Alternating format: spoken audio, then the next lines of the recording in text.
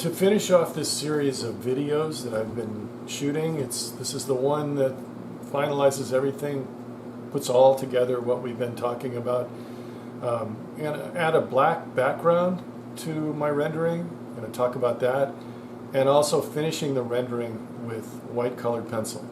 So let's go ahead and get started on this final video of project number 1. Okay, so today we're going to talk about building up a background with black colored pencil, and I've got my reference in front of me. I already have this side, the left side of the drawing. If not finished, it's probably about 70 to 80% where I want it to be. I'll never get as black as my reference, and I don't need to or want to, because it'll probably just wash out the statue. So it's all relative. The values in here are the most important thing, and to have a background that makes it pop is important, but to have a solid black background isn't necessary. So I'm going to do some techniques over here. I'll be stopping and starting a lot. It's going to take me a few hours. This area over here probably took, I'm guessing 4 hours so far. So to finish this up, at least 2 or 3 more hours, okay? So I've got several black colored pencils. The initial part has to be carefully done. That means you're going to come right up against the edge. And if you want a darker value without pressing down, and you do, then what you want to do is keep your pencil sharp. Okay? So I'm going to be doing hatching and cross hatching. And I know this is going to be very, very monotonous and boring, so what I will do is probably do about 2 or 3 minutes of this, finish that one angle that I'm working on here. I'll be turning my board. Not a good idea when you're doing the statue and you're looking at your reference. You want to keep it stable. You want to keep it at right angles to what you're looking at. Otherwise, it's almost like making yourself dyslexic. You look up and you don't see what's there. With a background, it doesn't really matter. So I'll be going in the most comfortable directions for me, which would be across my body in this direction. Okay?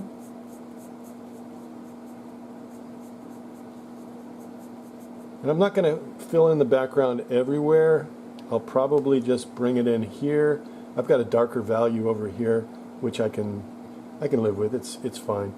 I'll probably end up going a little darker over on this side and making sure that I've got enough dark values against that reflected light over here so I can really get the depth there. So I pretty much finished in one direction.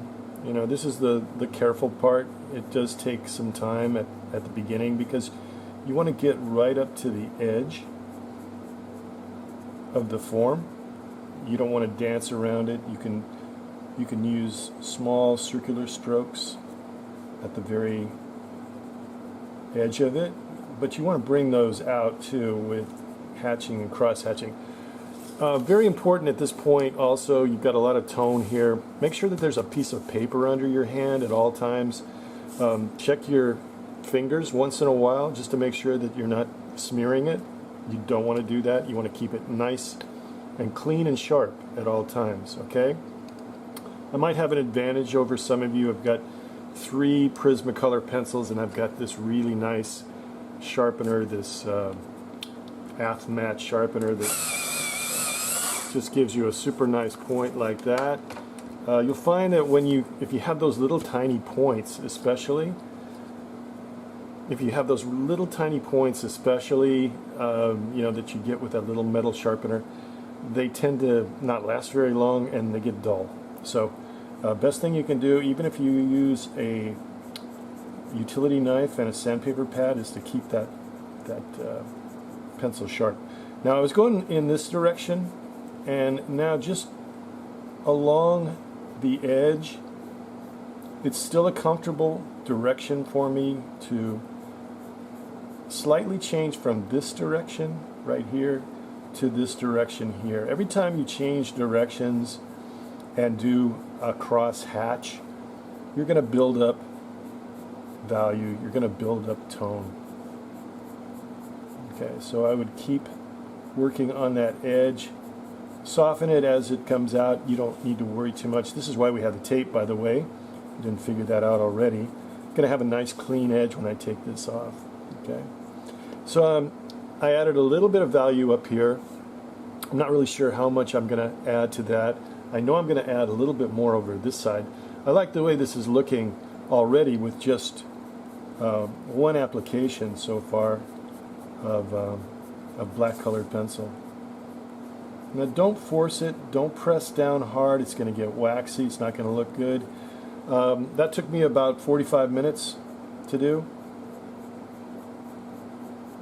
So I'm going to spend probably another 20 minutes on just going in this direction. I went this direction, I'm going to go this direction. Then I'm going to start turning and doing it in cross-hatching different directions. So I've completely turned this around now so I can go in a different direction, and I am able to hold the pencil a little bit looser because I'm not as concerned about the edge anymore. I've got the edge pretty clean, sharp enough. Soft edges aren't so bad. You know, you don't need hard edges everywhere. You can have some hard edges up here. Softer edges can be in the shadows.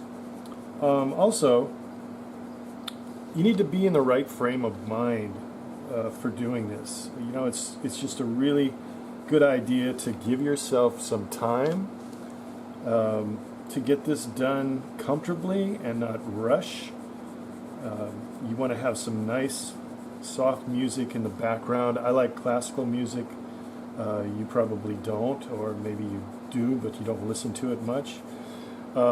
Even that music that my wife listens to in yoga, that ambient music, is good to have as background. So the idea is that I'm going to go around in probably about 3 or 4 different directions, whatever's comfortable. This is comfortable for me because I can still use that same stroke across my body. This is not comfortable. This is not comfortable. So you find the stroke that's comfortable for you and you move, because we're doing backgrounds only. Move it to fit that direction. Okay.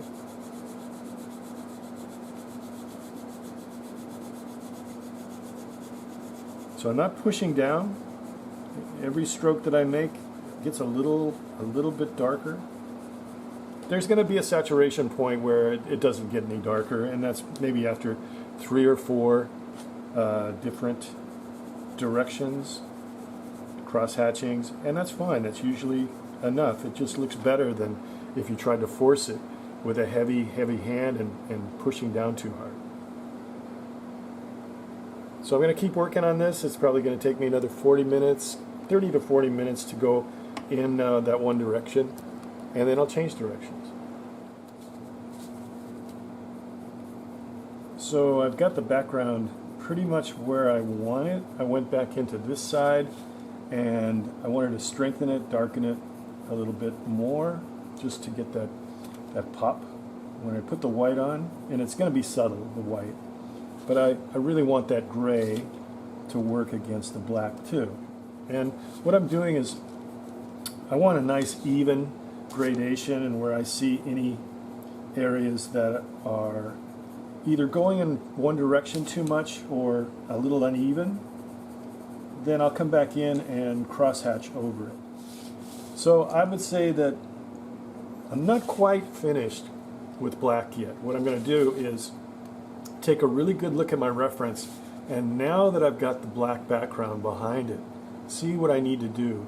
Do I need to actually make it darker in some areas? Yeah, I might. Do I need to actually lighten it up a little bit? If you need to lighten it up a little bit, you can take a kneaded eraser. Don't erase it, just dab at it a little bit. You know, if you clean up your edge with the black colored pencil, come right up against it, you know, it should be great. But don't erase it. You've spent all this time trying to get the technique just right and the values just right. You don't want to smear it, and never take your finger or a stump or anything else and go into it. You know, it's nothing more than pencil on pencil, pencil pressure, and pencil strokes. that blend everything in. Okay, so I'm going to work a little bit more with the black, and then I'll be ready for white. And I found a really good area to finalize my use of black, and it's all this texture that's on top of the cutaway edge.